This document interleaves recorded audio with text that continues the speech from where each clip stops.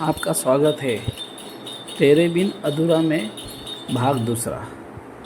वार्षिक समारोह के बाद आयरा और आरव का रिश्ता और गहरा हो गया, लेकिन आरव के पापा का ट्रांसफ़र अब निश्चित था।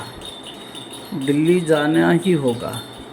आयरा बार बार यही सोचती, क्या आरव सच में मुझे अपने साथ ले जाएगा? क्या उसका वादा सिर्फ एक पल की तसल्ली थी? आरव ने हर बात उसे भरोसा दिलाया, लेकिन उसके मन में भी उथल पुथल थी। परिवार और प्यार के बीच चुनाव करना आसान नहीं होता। एक दिन आरव ने आयरा को नदी किनारे बुलाया, वही जगह जहाँ दोनों पहली बार दिल से करीब आए थे। सांझ ढल रही थी, आसमान में लाल पीला छटा फैली थी।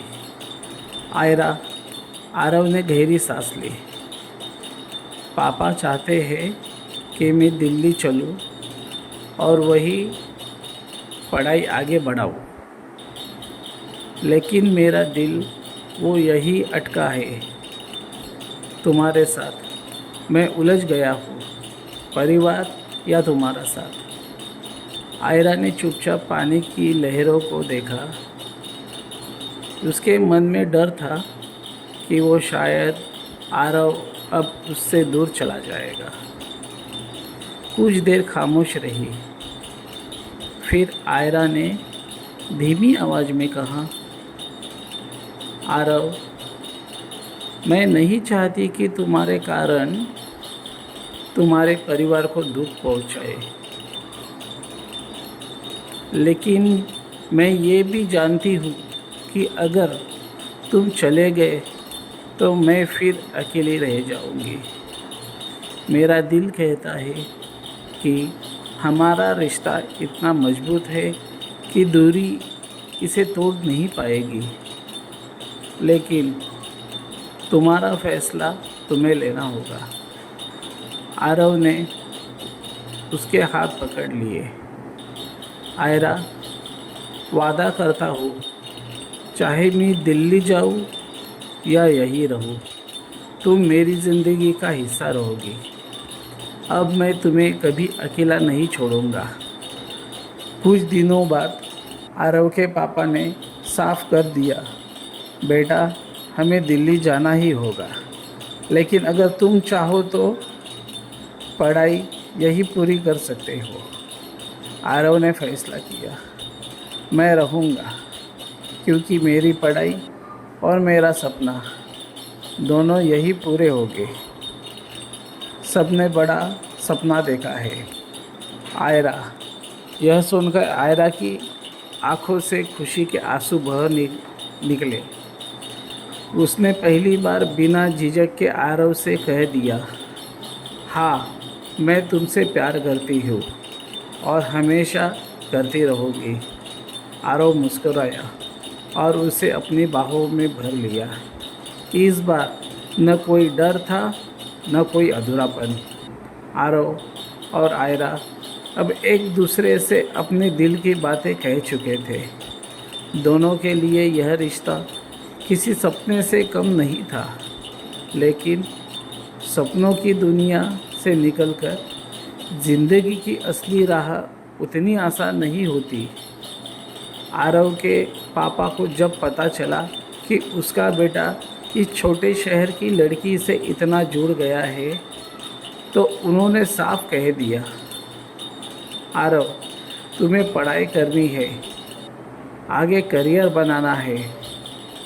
आरव ने समझाने की कोशिश की, पापा, आयरा सिर्फ मेरा प्यार नहीं, मेरी ताकत है। लेकिन पापा मानने को तैयार नहीं थे। उधर आयरा के घर पर भी हालत आसान नहीं थे। उसके माता पिता ने सुन लिया था कि वो आरव के साथ ज़्यादा वक्त बिताने लगी है। आयरा की माँ ने सख्ती से कहा, तुम्हें पढ़ाई करनी है, न कि किसी शहर से आए लड़के के पीछे भागना है। ऐसे रिश्ते हमारे समाज में आसानी से स्वीकार नहीं होते। आयरा के लिए ये बहुत कठिन था। एक तरफ उसका प्यार और दूसरी तरफ उसका परिवार। छोटे शहर में बातें छुपाती नहीं। धीरे धीरे कॉलेज और मोहल्ले में चर्चा होने लगी कि आयरा और आरव साथ साथ रहते हैं। लोग फुसफुसाते, हंसते, यहाँ तक कि कुछ ताने भी मारते। आयरा के पापा एक दिन गुस्से में बोले, लोग उंगली उठाते रहते हैं, ये सब हमें बदनाम कर देगा, तुम तुरंत इस लड़के से दूर रहो। आयरा के आंखों में आंसू भर आए। उसने पहली बार अपने पिता से धीमे स्वर में कहा, पापा, ये रिश्ते मेरी गलती नहीं, मेरी खुशी है। इधर आरव भी दबाव बढ़ने लगा। पापा बार बार कहते, दिल्ली चलो, वहीं रहो, ये सब बस मोह माया है। आरव ने एक रात आयरा से कहा, शायद हमें कुछ दिन के लिए दूरी बना लेनी चाहिए, ताकि परिवार और समाज को लगे कि ये सिर्फ दोस्ती है। आयरा का दिल टूट गया। तो तुम भी वही कर रहे हो जो सब कहते हैं कि हमारा रिश्ता बस एक खेल है। आरव ने तुरंत उसका हाथ थाम लिया। नहीं आयरा, मैं तुम्हें खोने का सोच भी नहीं सकता, लेकिन हमें धैर्य बनाना होगा। अगर हमने जल्दबाजी की तो ये रिश्ता टूट सकता है। क्या आरव और आयरा की प्रेम कहानी आगे बढ़ पाएगी, कि आरव दिल्ली चला जाएगा, कि गांव में ही रहेगा? आगे की कहानी क्रमशः। कहानी पसंद आए तो सब्सक्राइब और लाइक करें चैनल को।